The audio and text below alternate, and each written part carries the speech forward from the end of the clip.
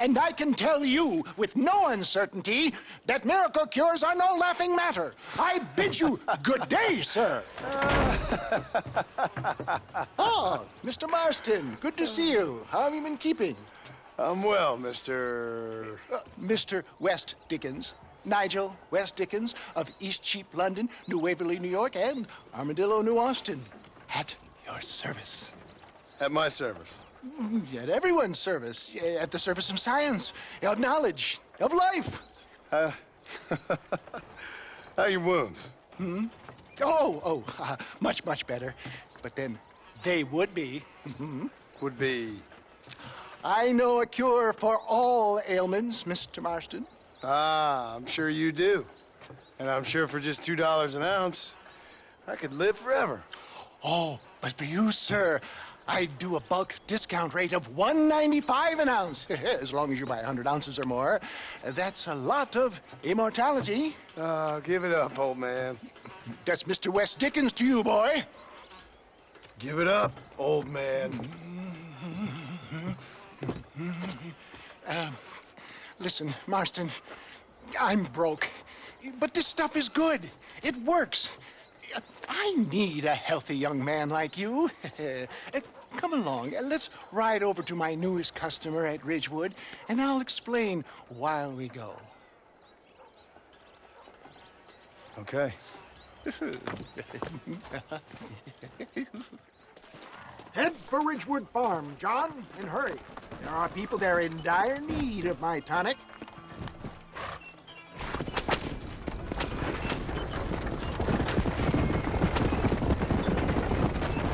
I heard about you, Mr. West Dickens.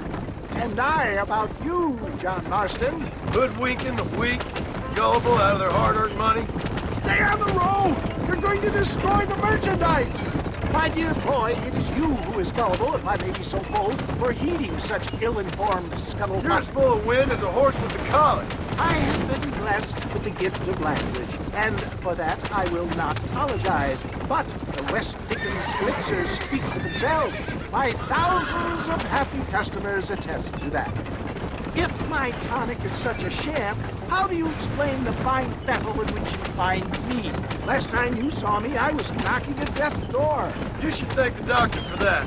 I reckon you were acting it up worse than it was. Act I can, John.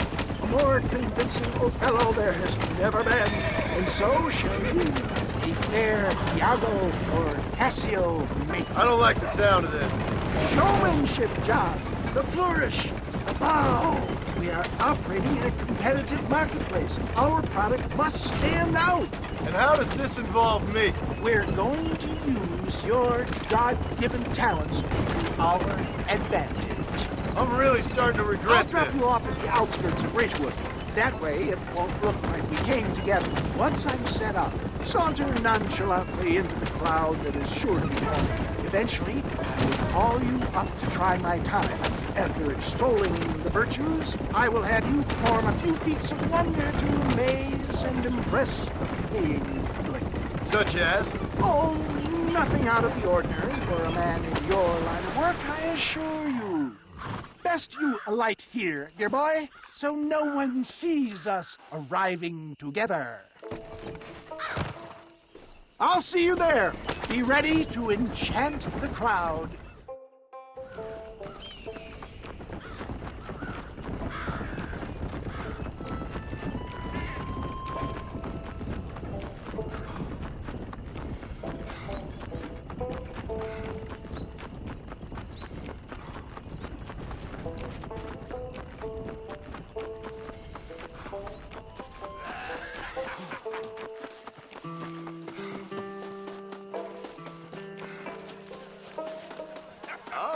Friends, hard-working souls of Cholla Springs, gather round, gather round.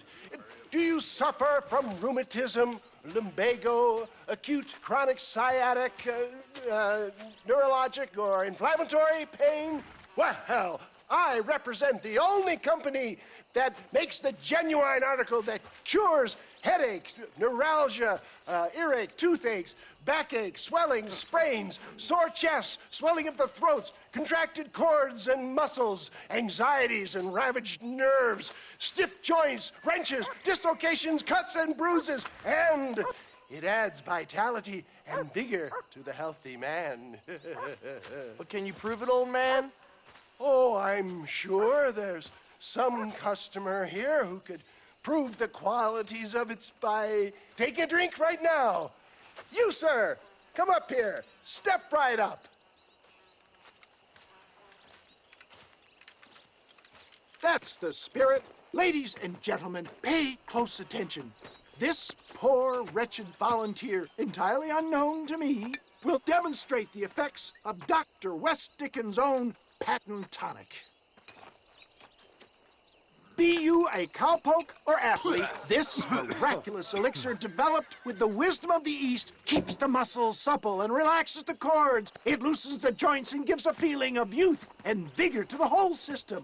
Not possible, I hear you say. Well, doubt no longer. Faith can move mountains, but I ask not for faith. I am a man of science, and today science will be vindicated. Your eyesight is greatly improved. Is that not so, friend? If you say so. That's right, it is. You heard him. What a good sport you are, sir. Now, gaze over yonder at that porch. If you squint, you may just be able to make out the skull that's hanging there. Go ahead, friend. Shoot that skull and demonstrate the miraculous eyesight you now possess.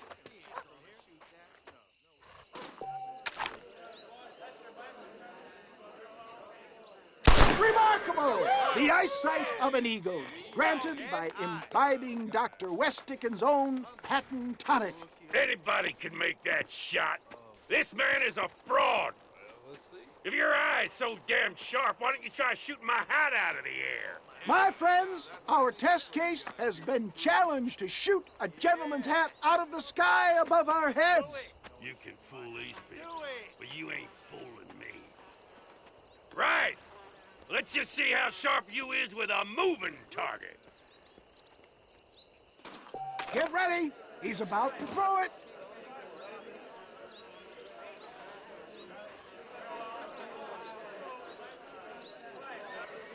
See?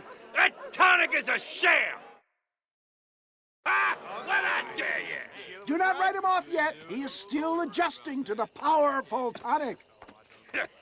Well, you want to try that again, sharpshooter? Come on, then. Get ready to shoot that hat. Go home! Have you ever seen such an eye? Behold the power of the elixir plucked out of the sky. Hey! Hey! What? You think you can put a hole in a man's hat and just walk away, do you? Hey, it don't work like that around here, mister. Come on! Are you a man or not? A challenge of battle has been offered to our volunteer. Prepare for a display of Herculean brawn. Hit me, pal. Hit me. Look at that! Inhuman strength! There it is, skeptics and dissenters! Irrefutable proof! Do not let this opportunity pass you by! Look, he's over there. Go get him. This ends now. Watch out! He's got a gun! Look out, mister. Who the hell do you think you are? You ain't leaving here alive.